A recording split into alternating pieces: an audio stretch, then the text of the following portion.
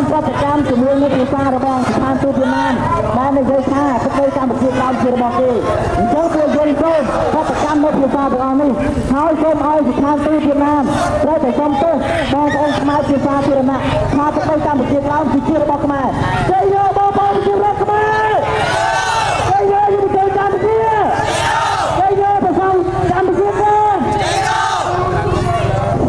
គោលបំណងរបស់យើងនៅថ្ងៃនេះគឺសូមឲ្យស្ថានទូតទាំងអស់ដែលពាក់ព័ន្ធជាពិសេសស្ថានទូតបារាំងតែម្ដងដែលជាអ្នកចាក់ទឹកដីកម្ពុជាក្រោមឲ្យទៅប្រទេសវៀតណាមត្រូវតែចេញមកអះអាងថាទឹកដីកម្ពុជាក្រោមគឺត្រូវបានចាត់ឲ្យអាណានិគមវៀតណាមនៅក្នុងឆ្នាំ1949អញ្ចឹងគោលបំណងរបស់យុវជននៅថ្ងៃនេះគឺចង់ទាមទារឲ្យស្ថានទូតទាំងអស់ដែលជាពាក់ព័ន្ធត្រូវតែអះអាងថាទឹកដីកម្ពុជាក្រោមគឺជាអតីតរបស់ប្រទេសកម្ពុជា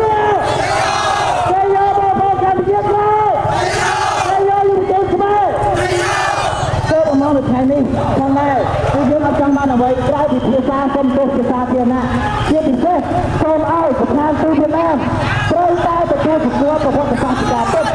ពីមុនមកប្រទេសកម្ពុជាក្រោមគឺជាប្រទេសរបស់ខ្មែរប៉ុន្តែដោយសារតែបារាំងបានចាក់ទៅឲ្យប្រទេសវៀតណាមនៅឆ្នាំ1949ដូច្នេះយើងមិនអាចទទួលយកបានទេនៅភាសាបាទសូមឈប់សិនបាទបាទណាសូមឲ្យxemឈប់សិនបាទ